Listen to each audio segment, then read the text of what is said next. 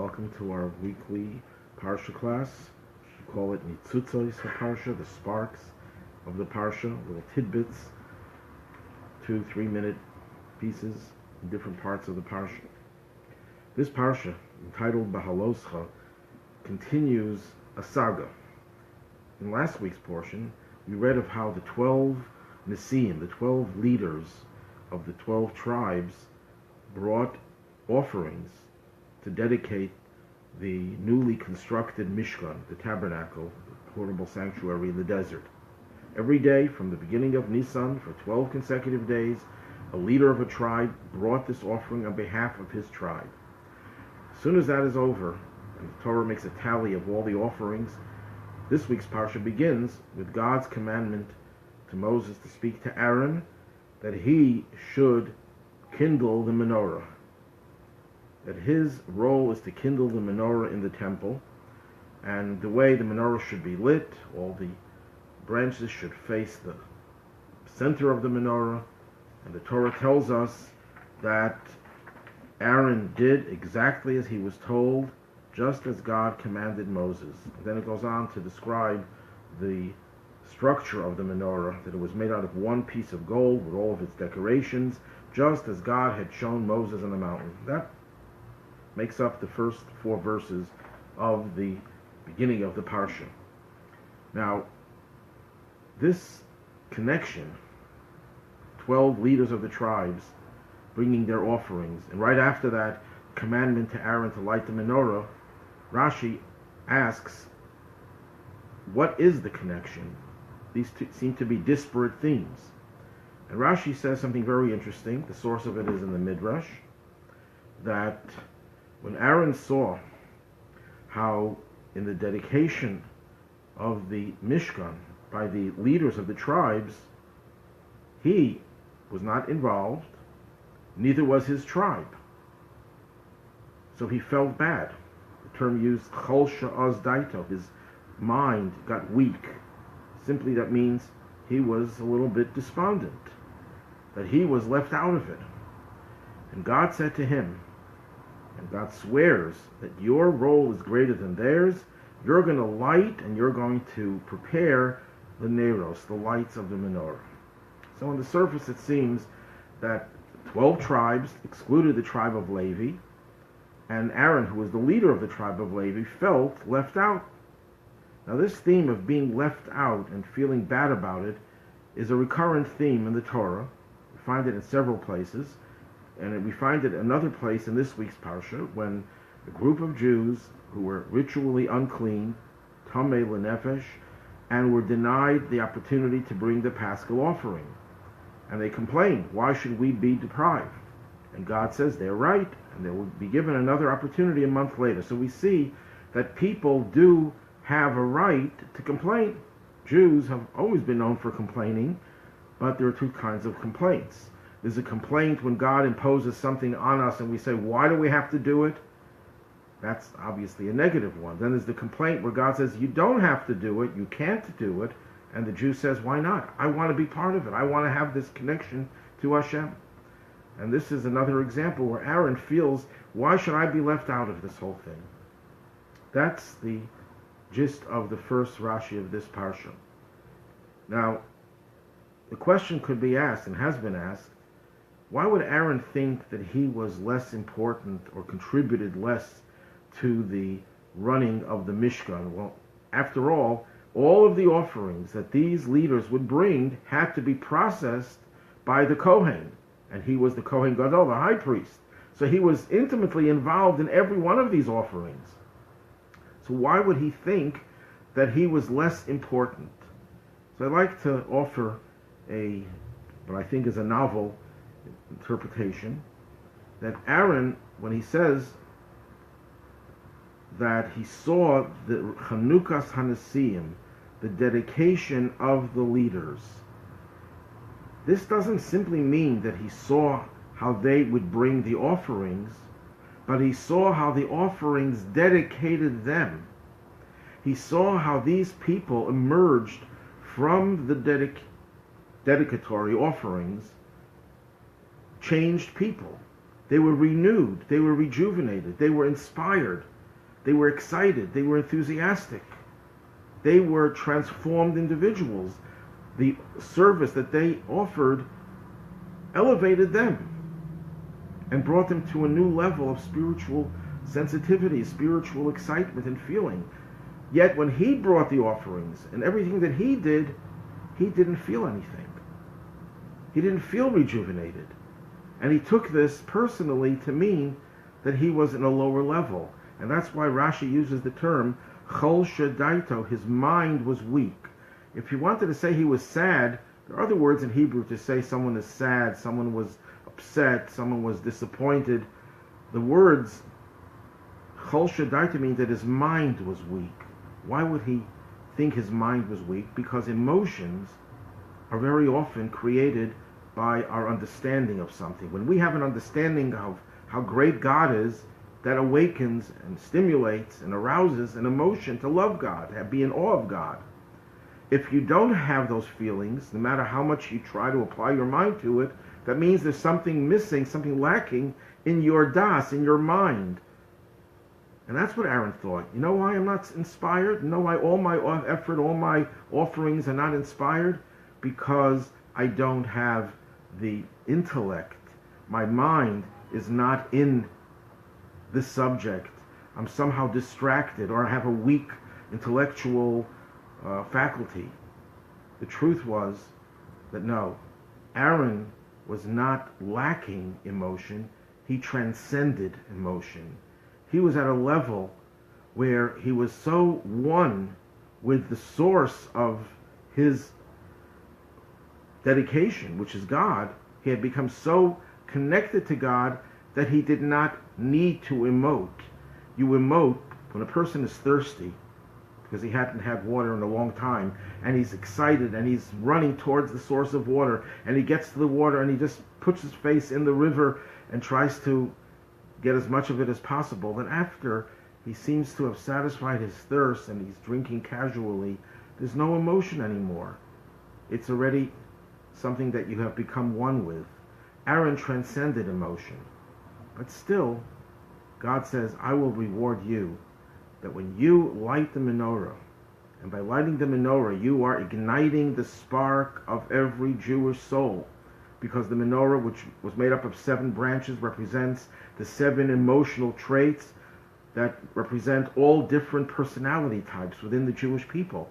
You, when you light that menorah, when you inspire others and you ignite their emotions, you will also feel the emotions. Now, the word used for kindling the menorah, this is a separate subject, is Beha'aloscha. Literally, the word Beha'aloscha does not mean kindle. It comes from the word aliyah, going up. So there are several interpretations to this. One interpretation is, as Rashi says, that you have to light the menorah in a way that shalheves oila me'eleha. The flame will go up, will rise of its own accord. Simply that means you shouldn't just ignite it and run away, because then the flame will flicker and will not be a very good flame. You have to wait and keep the flame there until the flame goes up on its own accord and doesn't need any intervention. And that's the meaning of Beha'aloscha. You cause it to go up of its own accord. That's one translation that Rashi gives. The Rebbe very beautifully takes these 3 words and he tells us we can learn very important lessons. What are the 3 words? Shalheves, the flame. Ola, goes up. Me'eleha, of its own accord. It says when we reach out to kindle the soul of another Jew, of ourselves and then of others, there are 3 things we have to bear in mind. Number 1, shalheves. We need to ignite the flame. Well, to ignite a flame means you already have the matches, you already have the menorah, the receptacle, you have the oil, the fuel, you have the wick, you have everything that is needed. Because it doesn't say you have to get all these things. They're all provided. All you need is to light the flame. That's lesson number 1. That God gives us all the means, all the facilities to be able to ignite the souls of others. That's the first lesson. A person could think, well, where am I going to get the ability to do it? You have the ability. You just have to make that effort. The second thing is Ola. It has to go up. There are many ways you could affect people. You could affect them breadth-wise, length and breadth, that they stay essentially on one level, but they're more educated, more sophisticated, and more knowledgeable, which is great, but that's not enough. The goal is that you have to cause their soul to rise to another level. You can never be content with staying at the same level. And the third point is Me'eleha. When you ignite the soul, it has to go up on its own. In other words, it's not enough for you to teach someone and then walk away and then the person is left stranded. You have to stay with that student until the student has the ability to stand on his or her 2 feet. They could have that flame ignited on their own without your involvement, without your intervention. Those are the 3 lessons. There's another lesson the Rebbe says we can learn from the word Beha'aloscha. According to another interpretation, the word Beha'aloscha, which means when you go up, as opposed to when you kindle, is to tell us that there were stairs in front of the menorah, so the Kohen who would light the menorah would walk and alight these stairs to light the menorah. What does that tell us? That when the person lights the menorah, when you light the soul of another person, you also go up. And that ties in with what I said before, that even though Aaron did not have the emotions, but because he lit and ignited and aroused the emotions of others, got them excited, he too would enjoy the pleasure of that excitement as well. When you cause someone else to go up, you go up as well. Now the Torah says, as I mentioned before, Vayas Kain Aaron, that Aaron did so. So Rashi says, what does that tell us? Lahagid Shavacho Shel Aaron Shaloshina. This is to tell us the praise of Aaron, that he did not change anything. Simply it means he was given instructions, exactly what to do, how to light the menorah, and he did exactly as he was told. And as the Torah says, he made sure that the lights would face the center of the menorah. So he did as he was told. And Rashi prefaces that with the words, Lahagid Shvocho. This is to tell us his praise. Now, come on. Aaron, the holiest Jew in the world, second to Moses only, has to be praised that when God tells him to do something, he does as he was told. Any simple Jew who doesn't have that luxury of having God speak almost directly, he spoke through Moses, but being so close to God, would know that there's a mitzvah to light the menorah, would do it perfectly well. Why does the Torah have to tell us that Aaron did not change anything? Who would think that Aaron would change? So there are many, many explanations. I probably saw dozens of explanations. The most famous of them, I think it's the most famous. Number one, Rav Levi Yitzchak of Berditchev said, Rav Levi Yitzchak was a very emotional person. His soul was on fire all the time. And because he was so excited about every mitzvah, he could hardly do a mitzvah properly without getting too emotional. So he appreciated how Aaron, who was also known for his love, would probably get very excited. Although I said before that Aaron transcended emotion, this is a different approach, that he felt that Aaron would have been exceptionally motivated and animated and excited to such an extent that when he's trying to pour the oil in the menorah, the oil would pour out and get all over the place. How could you light a menorah where every little action is so meticulously orchestrated that he, of all people, would not be able to do it? So the Torah says, look what his praise was, that when he had to do a mitzvah, he put aside all his emotions, and he was able to do it without altering or deviating one bit. Another interpretation, the conventional way of reading it is that Aaron did not change anything. He didn't deviate from the instructions.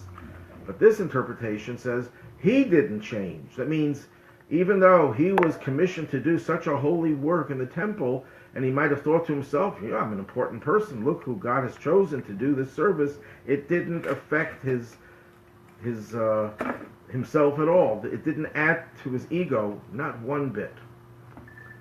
I'd like to share another interpretation, a novel one, I think, and that is that the menorah was constructed miraculously. Rashi tells us that Moses did not know how to make the menorah, because to make the menorah with all of the ornate decorations on it out of one piece of gold, he says he simply couldn't do it. So God says, take the gold, throw it in the fire, and out came a menorah. That was the miracle of the menorah itself. The lighting of the menorah was also miraculous, because one of the 7 lights, called the Ner HaMaravi, the western one, never extinguished on its own. In order to fulfill the mitzvah of lighting the menorah, they had to extinguish it so they could rekindle it. But if they hadn't extinguished it, it would burn forever, like the miracle of Hanukkah.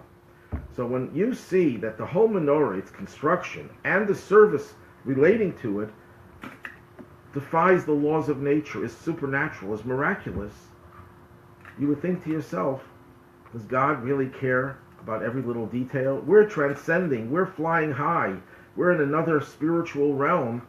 Do we really have to worry about the exact amount of oil and the exact size of the wick and every little detail concerning the lighting of a menorah? And the answer is yes.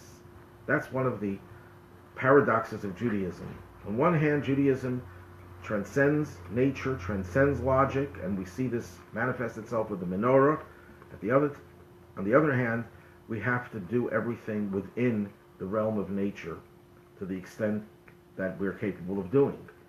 The two have to live together. We recognize there's something supernatural, but we have to contribute our own efforts within our own frame of reference, within our own natural setting.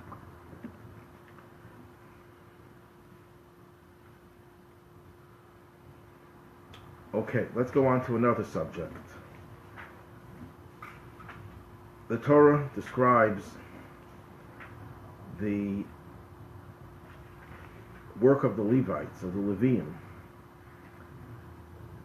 that they start working at the age of 25 and they retire at the age of 50. The age of 50, the Talmud says, is the age of Eitzah, of counsel. 40 is the age of Bina, of understanding.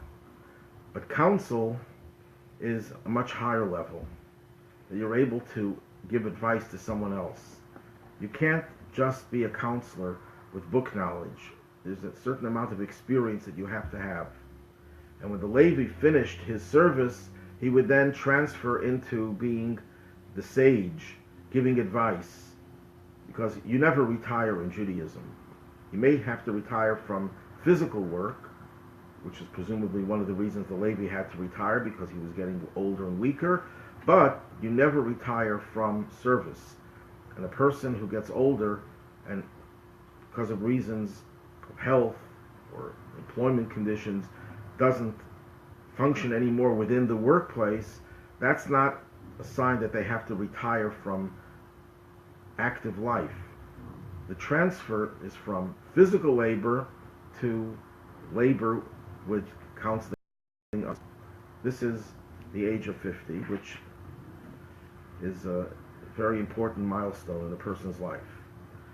The next subject after that is about Pesach Chaney, the second Pesach, which we already discussed at the beginning, where the Jews complained about the fact that they couldn't bring the offering, and God says they'll be given another opportunity, and that's what we call Pesach Chaney, the second Pesach, which we had just a few weeks ago. We celebrated it, and this week we read about it in the Torah.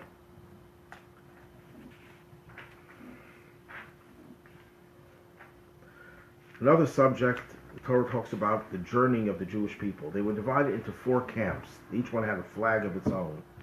The last camp to travel was the tribe, or the camp of Dan. And they were called Mi'asef L'chol HaMachnes. They were called the ones who gathered from all the different camps. And Rashi explains, what does it mean they gathered? What did they gather? And Rashi says very simply, that if people were traveling and they dropped something and they lost something, these would be the ones at the end of the encampment, and they would find these things and they would return it. So they were the lost or found aspect of the Jewish people. Now, if you think about it, why would the Torah make such a fuss about lost and found? So it reminds me of a story of a young woman from Israel who went to India searching for spirituality, as so many Israelis do, and she got involved with some type of an Eastern cult, very radical cult, and she was really immersed in it to the point where she was going to become a priestess on her own. And her parents from Israel knew that she was in a cult, and they tried to get her back, to no avail. But tragically, her grandmother passed away, and she felt close to her grandmother, so her parents got her a ticket, and they brought her back to Israel, hoping that now they'll be able to convince her to stay. But she was planning to go back, so they sent her to different rabbis, and nobody was able to convince her that it was the wrong thing, until she came to a Chabad rabbi. I can't remember the name of the shliach, and it was Shabbos afternoon, and he was going to meet with her after Shabbos was over. Meanwhile, she sat in the synagogue where he was teaching a class in Jewish law, and he was teaching a class that if you find something, a wallet or something that belongs to someone, there's an ID, you're obligated to announce it and look for the rightful owner. And she was turned off by that. He says, come on, is this what Judaism is all about? I mean, it's so unspiritual. It's so obvious. Of course, if someone loses something, an article of value, you know who it belongs to, you have to return it. So from the very outset, she was turned off, and nothing he said to her later on really had any impact. So it was a total failure. At least that's what he thought. She goes back to India, and now they're preparing for this new rite and ritual of making her a priestess. They have to climb a mountain. The leader of this cult, the guru, was leading everyone up the mountain, and there was going to be a ceremony where she would have to agree to accept all the conditions of that position, and she would be one of the leaders of that cult. So they're climbing up the mountain, and then she sees how the guru, the holy man, was bending down and picking something up and putting it in his pocket, or whatever he had, whatever pouch he had, and she saw that it was something on the ground. It looked like a wallet, so she says, what was that? He says, it was a wallet. And what are you doing with it? Finders, keepers, losers, weepers. He said that in another language, but that's essentially the message. It's it. The person's tough luck. And she was so turned off, because she remembered what she had learned by the rabbi, a very simple teaching that she thought was so obvious and so unspiritual, and here this holy man supposedly is so spiritual, and he was stealing essentially from the poor person who lost their wallet. So when she got up to the top and they had started the ceremony, they had to ask her formally, do you agree to enter into this holy position of priestess and so on? And she says, absolutely not. And to everyone's shock and dismay, she goes down the mountain. She returns to Israel. She enrolls in a Jewish school for Bali Tshuva, Jews returning to Judaism, and she got married. This is a story that happened probably 20 years ago, and she became a mother of a very beautiful Jewish family. So it's not an insignificant detail, returning a lost object, but there's also a deeper dimension. In Chassidus, it refers to a passage in the Talmud that says, who is a fool? There's a person who is not just a fool, but someone who's mentally incompetent, and it's relevant to different laws if he's competent to be required to fulfill certain obligations and so on and so forth. So one of the examples given is someone who loses everything that is given to him. If you see a person who cannot hold on to anything, is a sign that he's mentally unbalanced. So Chassidus takes those words, and I'm going to just modify it slightly, that who is a fool? Someone who does not appreciate all the gifts that God has given, all the spiritual gifts that we have, and you don't recognize them, you don't appreciate them, you don't value them. That's a sign that you're lacking in your spiritually mental stability. A Jew has to appreciate everything that they have. But because we've gone through Golus, we're journeying through Golus with all the hardship. Golus is exile, with all the hardship, the persecution, the enticement, the assimilation. We've lost so much of what was given to us. We are not fully responsible for that because it's a sign that our minds are not working, our spiritual minds are not working at full speed. But then there has to be a way of correcting that. So there's the tribe or the camp of Dan. They're the last ones. The Rebbe says we are that last generation. We are the camp of Dan. We are the last generation of exile, and we will restore all that was lost, all that was forgotten, all that was neglected, all that we squandered throughout history. Our generation will restore that because we will be the first generation of Geula, of redemption. Then we read another very interesting 2 verses. But before I go into it, I'm going to ask a question. It's a riddle. How many books are there in the 5 books of Moses? The answer is 5. You're not wrong, but it's also 7. Of course. The 5 books of Moses has 7 books in it. How do we account for 7? So our sages tell us that when you get to chapter 10, verse 35, in the Torah, this verse and the one after it is surrounded by an upside down nun. And this is a separate whole book of the Torah. That means the book of Numbers, Bamidbar, has 3 books in it. Everything until this point, verses 35 and 36, book number 5. Everything from here until the end of the book of Numbers is book number 6, and Deuteronomy is book number 7. In other words, the book of Numbers is divided into 3 books, and this Parsha we have one whole book, parts of the preceding and the following book. So there's 7 books in the Torah, which is called the 5 books of Moses. So without going into too much detail, and you look at what does the next book begin with, the last book, that rather, in verse 1 of chapter 11, it's a very negative story. That the nation was murmuring, was complaining. What were they complaining about? Doesn't even say. And God was angry at them, and he devoured, they destroyed them.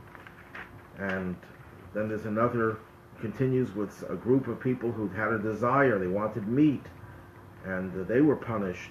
They were considered to be out of order. Why would you start a book with such a negative note? So the Rebbe essentially explains that the division of the Torah into 5 is for tzaddikim. That's for people who are in touch with their 5 levels of the soul, talking about the people who are going straight, people who don't have to be given the extra boost and extra influence that is necessary for someone who has veered off the path. The 7 books correspond to the person's relationship with the outside world. When you're insular, when you're not into the outside world, when you're in the inside world, you only need the 5 books of Moses. But if you're potentially someone who will be murmuring, someone who will be complaining, someone who's on the outside, and you want Torah to affect them, to turn them into Bali Tshuva, into returnees to Judaism, you need the power of 7. I'm taking a very long concept that the Rebbe discusses and giving it just in capsule form. Now, it says the people in verse 4 of chapter 11, Hisavu Taiva, they desired a desire. Let me see how they translate it over here. Chapter 11, verse 4.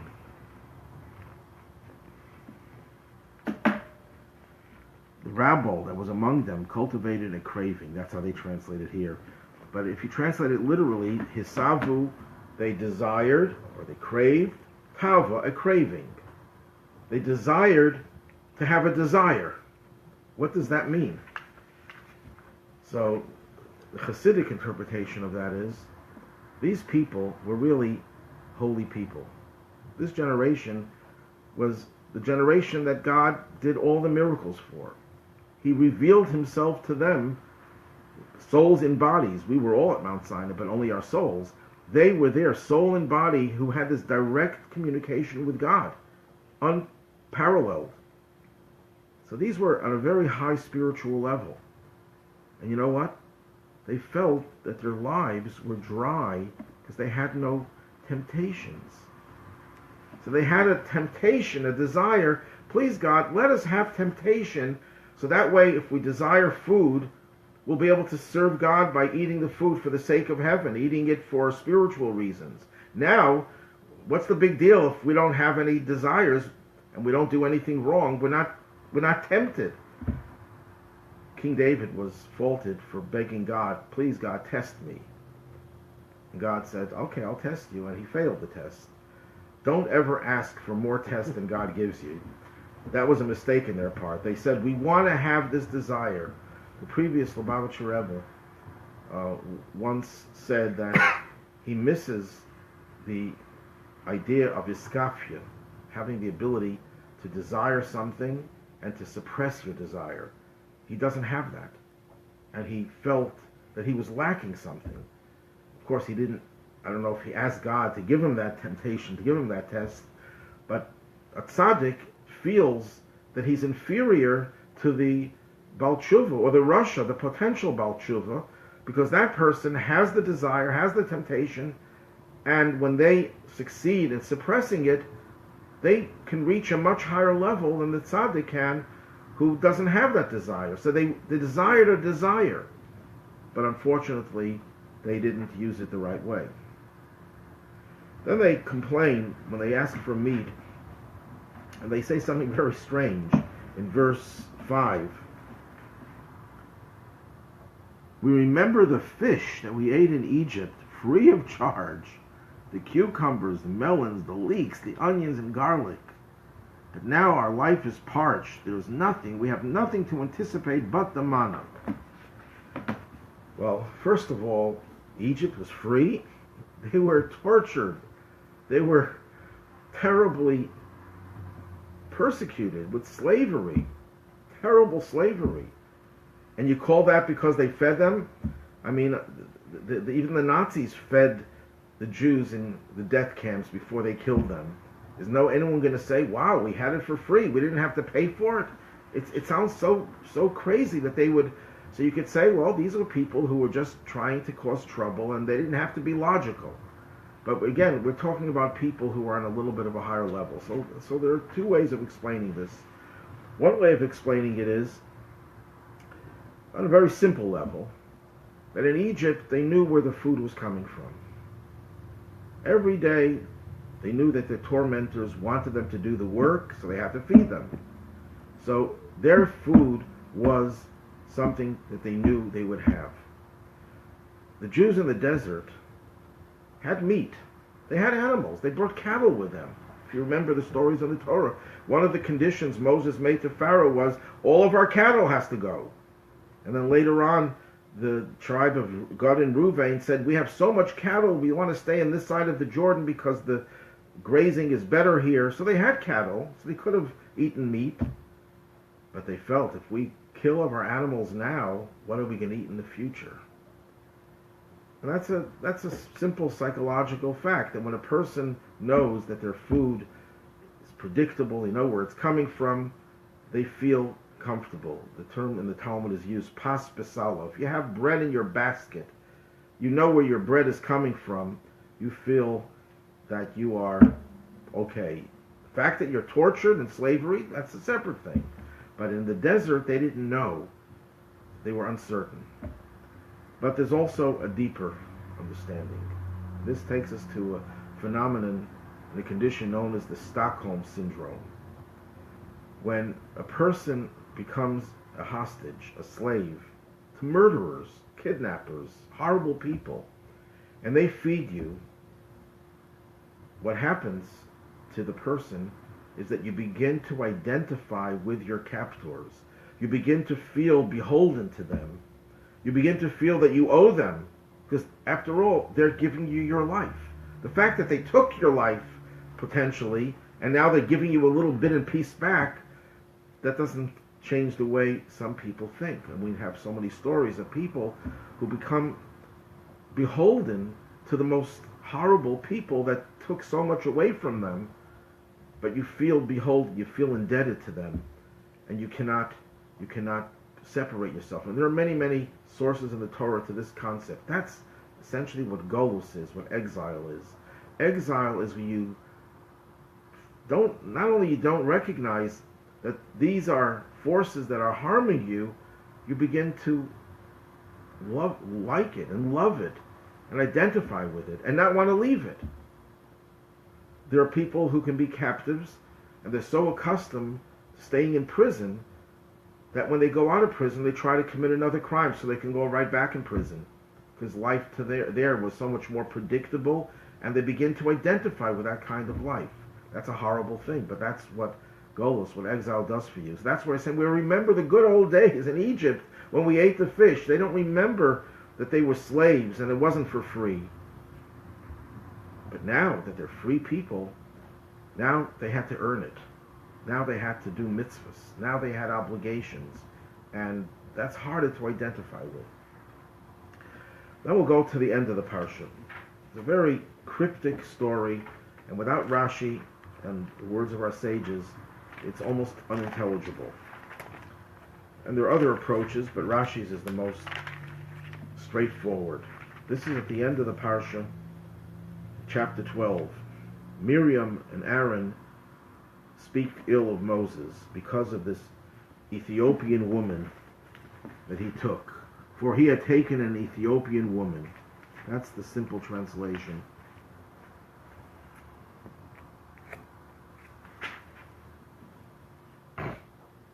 They translate here as a Cushite woman, but Cush is Ethiopia. Now, Moses' wife was Zipporah. Zipporah was the daughter of Yisro, Jethro, who was Kohen Midian. He was a priest in Midian. Midian is not close to Ethiopia. Midian is in the Sinai area, not Ethiopia. So what does it mean that he had an Ethiopian woman? So I'm not going to go into all the different opinions, but Rashi's opinion is that it's a nickname. She was not Ethiopian, but it was a nickname to describe her beauty and her righteousness. And so what were they talking about here? What was wrong with having a beautiful wife and a righteous wife? And why did they just wake up now? He's married to her for a long time already. So there's more to it than this. And this is the background.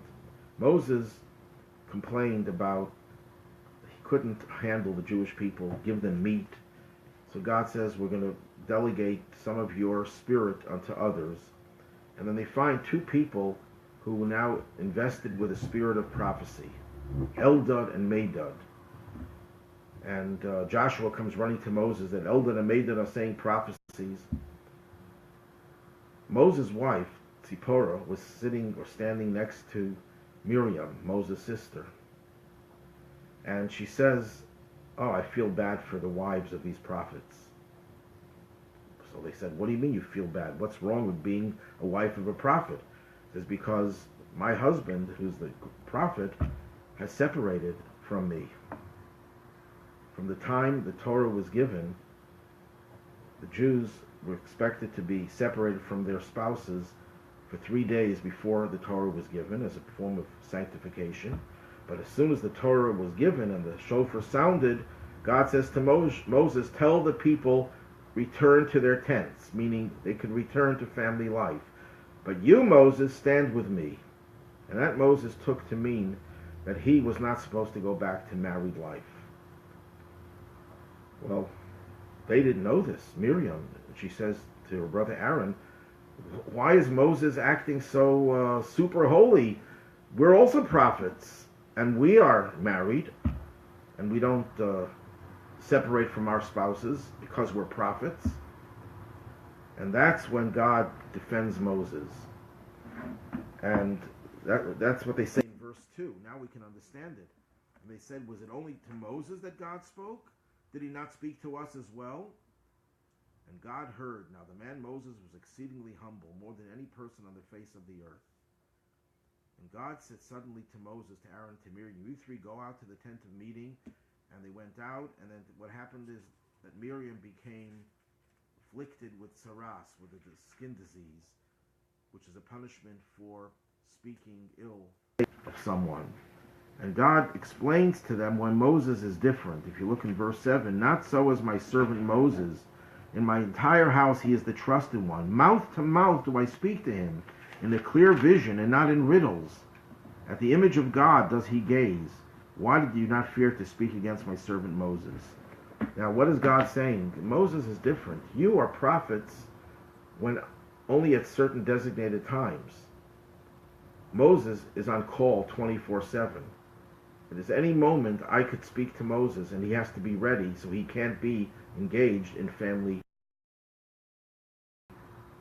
category. That's the story, and Moses and Miriam suffered from this state of saras, which they translate incorrectly as leprosy, and the whole nation had to wait a week until she recovered, and then everyone traveled after that. Okay, so God is speaking the praises of Moses, and he says he's the most humble person on the face of the earth. Where did his humility come from? How does a person as great as Moses, who's chosen by God to be the savior of the Jewish people, the liberator, he was chosen by God to give the giver of the Torah. He was chosen by God to perform all the miracles. God himself tells Moses, this is written in the Torah that Moses wrote, that he is the most humble person on the face of the earth. He is the greatest prophet that ever lived. How could a person like that be humble? So the answer given in Chassidus is two parts. Part number one is, humility doesn't mean you think you're a nobody, that you're worthless, that you're ignorant, that you're wicked. That's not humility. There's another word for that. Whether it's right or wrong, to self-deprecation, demeaning yourself is a separate subject. But that's not humility, that's for sure. Humility is that you may know all of your qualities. You know exactly how smart you are. You know exactly how righteous you are, how good you are, but you attribute everything to a gift that God has given you. And that if God had given this gift to someone else, they could have been a lot better. That's how Moses felt. Yes, I have these gifts that nobody else has, but I didn't earn it. God gave it to me. And therefore, if God would have given it to someone else, they would have been just as good, if not better. So why should I think I'm better than someone else? But that only explains how he could be humble. But what made him more humble than any person on the face of the earth? A lot of people could recognize that what they have is a gift from God. So what made him more humble? So the Alter Rebbe says, based on a story in the Talmud, that God gave Moses a view of the future, of all future generations. And when he came to the final period of exile before the redemption, and Moses saw the self-sacrifice of Jews, he saw the way they would be persecuted and the way they would endure and not lose faith and stay committed to the observance of Torah.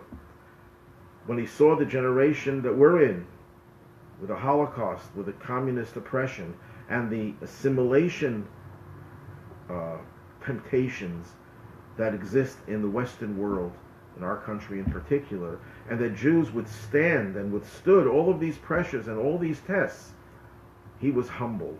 He realized how holy and how high these Jews are and how he cannot compare to them. That's what really floored him and humbled him. One of the Belzer Rebbes, the first Belzer Rebbe, the Sar Shalom of Belz, as he was called, once said an interesting thing, that there are people who are not humble. They like to talk about themselves, but they also think highly of everyone else. Then there are people who are very humble, and they say about themselves, you know what, I'm a nobody, I'm a good for nothing, but so is everyone else. Which is better? And he said the former is better. You're better off having a big ego, as long as you don't put someone else down. Everyone else is just as good as you. Better than someone who seems to be very humble and lowly. I'm a nobody, I'm nothing, but you're a bigger nothing. That's inferior. And if you think about it, it's because the first guy is more humble than the second one. The first one who says, I'm great, and so is everyone else. You're just measuring everyone, you're measuring yourself like you measure everyone else. You don't think you're better, you don't think you're worse. But you see the good in everyone. So you see the good in yourself, and you seem to be very happy with it. But the person who's humbling himself and humbling others, that's a sign that the person is really filled with ego, because the ego cannot tolerate that someone is better than you are. So you have to say, no, they're all bad. Nobody is good. One other point. When God praises Moses, he says, in all my house he is trustworthy. What does that mean, that he's trustworthy? What is he trying to say? That Miriam and Aaron were not trustworthy? What was the meaning of his trustworthiness? So there are several explanations of that. One explanation is that Moses never thought about his own interests. He was always just faithful to God's interests. It says in the Torah that Moses descended from the mountain to the people. So Rashi says this is to teach us that Moses did not engage in his own private business. He went straight from the mountain to the people. So the question is asked, what private business did Moses have? Was he in the stock market that he had to check on his stocks? What kind of private affairs did he have? And the answer is Moses' private affairs was his own spiritual standing, his own spiritual growth. And he didn't care about that. He went straight from the mountain, straight to the people. He put the needs of the people not just ahead of his own material needs, which were never great, but ahead of his spiritual needs that only a Moses could really appreciate. And yet those took a back seat. That's what it means that he was faithful. He never really focused on his own interests, always on the mission that God gave him. And we see the same thing with our Rebbe, whose whole life was devoted and is devoted to the people, disregarding his own, not only his material interests, which he didn't have, but his spiritual interests, which of course he had in big measure. Then it says, God rebukes them, you were not afraid to speak about my servant, about Moses? So Rashi says, if he was my servant and not Moses, he should have been afraid. And if he was Moses and not my servant, he should have been afraid. And the question is asked, if he was only Moses and he wasn't God's servant, what's the big deal? Why should they be concerned? He's only Moses. No, he's not God's servant. And one of the answers to that is that Moses here doesn't mean just the person Moses, it means his knowledge of Torah. There are two kinds of tzaddikim, two kinds of righteous people. There's a righteous person who is simple, so he's just a simple servant of God, and there's a righteous person who's a master of Torah knowledge, and his mind is just filled with godly wisdom. But he's not as devoted in the sense of a servant to his master. There are two kinds of tzaddikim. Moses embodied both. Even though he was the greatest scholar that ever lived, God gave him the Torah and was his personal tutor for 40 days and 40 nights. Nevertheless, he was also like a simple servant to God. So on either count, they had no right to speak ill of Moses. Moses was the ultimate servant and the ultimate minister, you could say, of Torah. And because of those two qualities, he was beyond reproach. Even though the Torah very often points out to different criticisms of Moses, God has the right to criticize.